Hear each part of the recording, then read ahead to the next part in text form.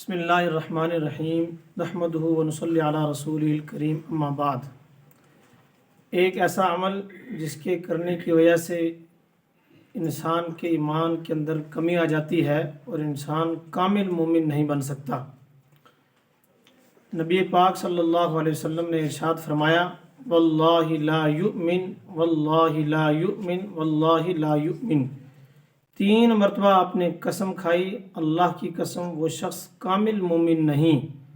تو صحابہ کرام نے عرض کیا، میں یا رسول اللہ صلی اللہ علیہ وسلم، اے اللہ کے نبی صلی اللہ علیہ وسلم، کون شخص کامل مومن نہیں جس کے بارے میں آپ 3 مرتبہ قسم کھا کر کہہ رہے ہو کہ یہ شخص کامل مومن نہیں؟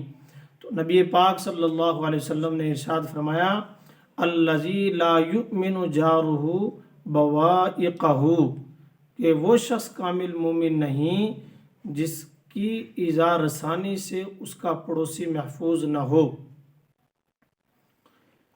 حدیث پاک کے اندر نبی پاک صلی اللہ علیہ وسلم نے اپنے پڑوسی کے ساتھ اچھائی کرنے کی تعلیم دی ہے۔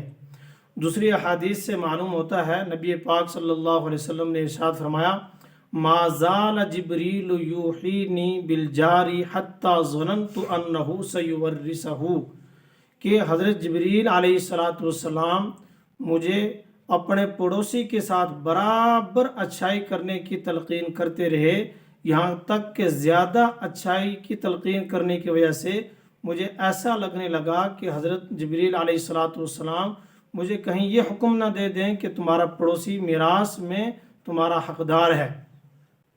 یہاں یہ بات یاد رکھیں، پڑوسی کے بہت سارے حقوق ہیں، ایک پڑوسی کے دوسرے پڑوسی کے اوپر۔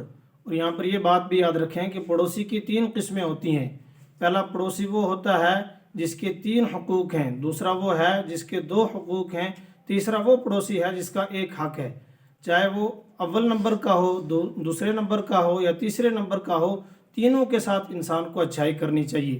نمبر 1 کا پڑوسی وہ ہے جو آپ کا رشتہ دار بھی ہو اور وہ مسلمان بھی ہو اور آپ کا پڑوسی بھی ہو، اسے حق اسلام بھی ملے گا اور رشتہ داری کا حق بھی ملے گا اور پڑوس کا حق بھی دیا جائے گا۔ دوسرا وہ پڑوسی ہے جو مسلمان تو ہو اور آپ کا پڑوسی ہو مگر آپ کا رشتہ دار نہ ہو، اسے 2 حق دیے جائیں گے، ایک پڑوس کا حق دیا جائے گا، ایک اسلام کا حق دیا جائے گا۔ اور تیسرا وہ پڑوسی ہے جو نہ تو مسلمان ہے اور نہ ہی آپ کا رشتہ دار ہے، اسے 1 حق ملے گا، حق کے پڑوس۔ لہٰذا پڑوسی پہلے والا ہو یا دوسرے والا ہو یا تیسرے والا ہو، ہر ایک طرح کے پڑوسی کے ساتھ اچھائی کا معاملہ کرنے چاہیے۔ عورتیں چونکہ اس کے اندر زیادہ کوتاہیاں کرتی ہیں، تو ایک حدیث میں نبی پاک صلی اللہ علیہ وسلم سے عرض کیا گیا، اے اللہ کے نبی صلی اللہ علیہ وسلم، ایک عورت ہے جو صلاۃ یعنی نماز اور روزہ کی بڑی پابند ہے اور صدقہ زکوٰۃ دینے میں پابندی کے ساتھ جو ہے صدقہ بھی دیتی ہے، زکوٰۃ بھی دیتی ہے، مگر وہ اپنی زبان سے اپنے پڑوسی کو تکلیف دیتی ہے۔ تو حضور علیہ السلام نے جواب دیا، لا خیر فیہا ہی من اہل النار، ایسی عورت کے اندر کوئی بھلائی نہیں ہے، یہ عورت اچھی نہیں ہے، یہ جہنمیوں میں سے ہے۔ یعنی نمازیں تو پڑھتی ہے، زکوٰۃ بھی دیتی ہے، صدقہ بھی دیتی ہے، ہر چیز کی پابندی کرتی ہے، مگر زبان سے اپنے پڑوسی کو تکلیف دیتی ہے، لہٰذا یہ عورت جہنمی ہے۔